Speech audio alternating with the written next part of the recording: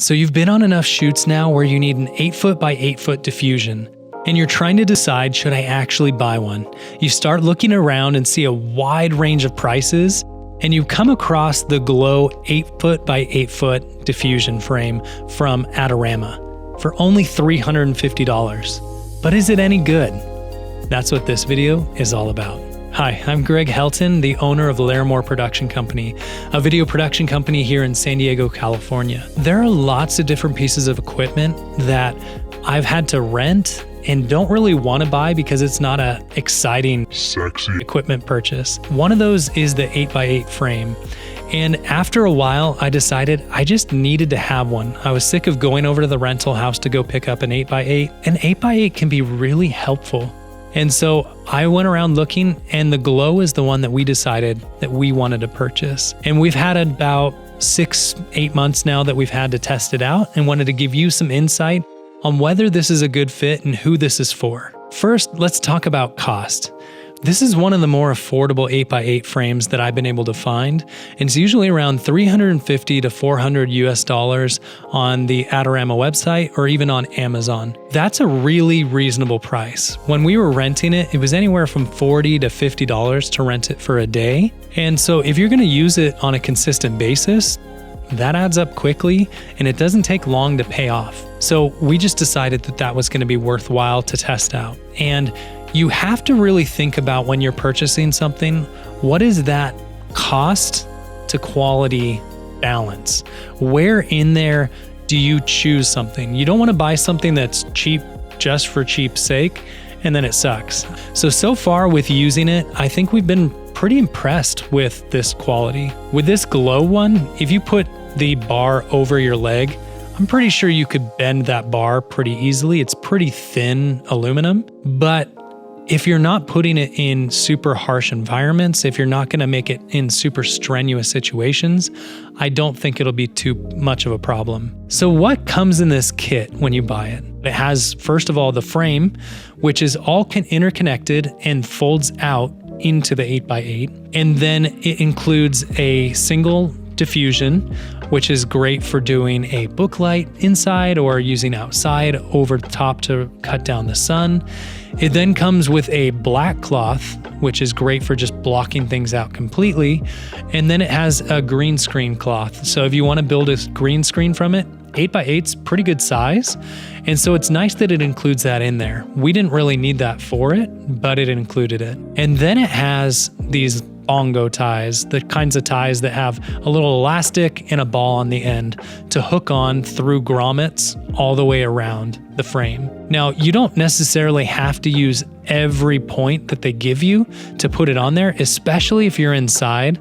But if you're outside, you want to give it as much strength and rigidity, especially with the wind, as possible. It includes a good amount of stuff in that kit, but it doesn't actually include stands. So if you don't have C-stands, this probably isn't the kit for you unless you're willing to buy some. So let's start by talking about our primary use case for the 8x8, which is using it indoors. We've done it a few different ways. One of those ways is to use it for a book light. So as you probably already know, in lighting, the larger the light source is, the more flattering and soft that light is going to be on the subject. What an ideal situation would be is to take like an aperture 600 or even 1200, shine that back into a giant white V-flat or something that you can reflect off of that's a large source, and have that reflect back through the 8x8.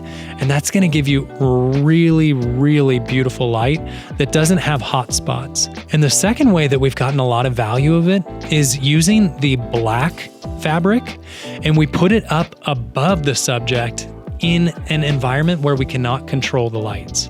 So we were recently filming in this office, and the office is beautiful, but the color temperature of those lights, though it looks fine when you're just working there, it has horrible R9 value, which essentially is what impacts the color of your skin. And so what we wanted to do is to light it ourselves, but still have the lights on in the background. So we put the 8x8 up over the talent, blocked out as much of that light with the 8x8 and with some sound blankets on the side. And that kind of made a cave that we could light them specifically, but still have that light filling the background. And that came out really well. So inside, those are two of our favorite uses. Now we're gonna take it outside and show you the primary way that we would use it in an outdoor environment. If you don't have diffusion, often your first choice is to have the sun coming from behind you. If you don't have diffusion, this is what you're gonna have to do. All right, so now we're doing the other way, which is we have the sun coming from in front of us. Is not very flattering. You can see this harsh shadow down on my chest, the sun's in my eyes, and we just probably wouldn't use it. All right, so now we have the 8x8 up, it's up behind us. It makes the light and that's hitting the back of my shoulders and everything look much softer.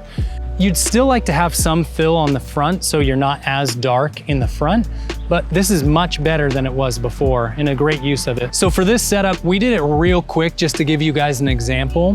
We only have a couple sandbags on this and that's not enough when you have some wind. So you wanna have either people holding onto them or you wanna have a bunch of heavier sandbags to make sure that it's safe for you and your talent. All right, now we have what's probably the best setup. This is kind of our money setup. We have the diffusion just above and in front of me.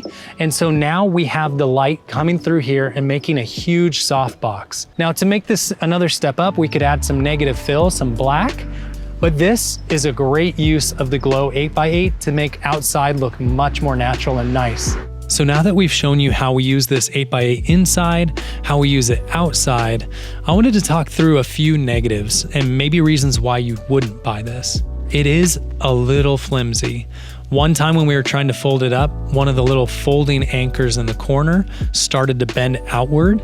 And so you have to be kind of careful with it or you can break either those little metal braces in the corners, or you could even bend and break the frame itself. Another thing you should consider is the little bongo ties or whatever you want to call them that attach the silks to the frame.